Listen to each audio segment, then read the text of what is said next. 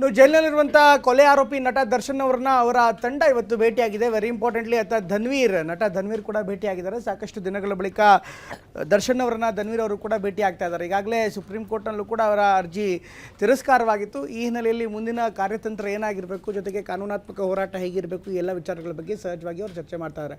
Parappana Agrahara central ಜೈಲಿನಲ್ಲಿ ಭೇಟಿಯಾಗಿರುವಂಥ ಧನ್ವೀರ್, ರೇಣುಕಾಸ್ವಾಮಿ ಕೊಲೆ ಕೇಸ್ನಲ್ಲಿ ಜೈಲ್ಪಾಲಾಗಿರುವಂಥ ದರ್ಶನ್ ಅವರನ್ನು ಭೇಟಿಯಾಗಿದ್ದಾರೆ. ಸಾಕಷ್ಟು ಹೊತ್ತು ಮಾತುಕತೆಯನ್ನು ನಡೆಸಿದ್ದಾರೆ ಅಂತ ಮಾಹಿತಿ ಕೂಡ ಲಭ್ಯವಾಗ್ತಾ ಇದೆ.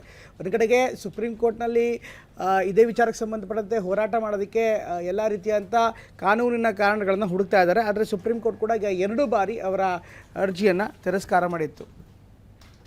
ಇತ್ತೀಚೆಗೆ ಇವರಿಬ್ಬರ ನಡುವೆ ವೈಮನಸ್ಯ ಉಂಟಾಗಿತ್ತು ಅನ್ನುವಂಥ ಮಾತುಗಳು ಕೂಡ ಹರಿದಾಡ್ತಾ ಇತ್ತು. ಈಗ ಅದೆಲ್ಲವನ್ನೂ ಕೂಡ ಬದಿಗೊತ್ತಿ ಈಗ ನಾಯಕರೇ ಎಲ್ಲರೂ ಒಟ್ಟಾಗಿ ಬರುವಂಥ ಪ್ರಯತ್ನವನ್ನು ಮಾಡ್ತಾ ಇದ್ದಾರೆ. ಅದರಲ್ಲೂ ಧನ್ವೀರ್ ಮತ್ತು ದರ್ಶನ್ ಮತ್ತು ಒಟ್ಟಾಗಿ ಜೊತೆಯಾಗಿ ಕಾಣಿಸ್ಕೊಂಡು ಒಂದು ಸಂದೇಶವನ್ನು ರವಾನೆ ಮಾಡುವಂಥ ಪ್ರಯತ್ನವನ್ನು ಪಡ್ತಾ ಇದ್ದಾರೆ. ವೆರಿ ಇಂಪಾರ್ಟೆಂಟ್ಲಿ ದರ್ಶನ್ ಅವರನ್ನು ಭೇಟಿಯಾಗುವ ಮೂಲಕ ಧನ್ವೀರ್ ಅವರು ನಮ್ಮ ನಡುವೆ ಯಾವುದೇ ವೈಮನಸ್ಸು ಇಲ್ಲ ಅನ್ನುವಂಥ ಮೆಸೇಜನ್ನು ಪಾಸ್ ಮಾಡ್ತಾ ಇದ್ದಾರೆ.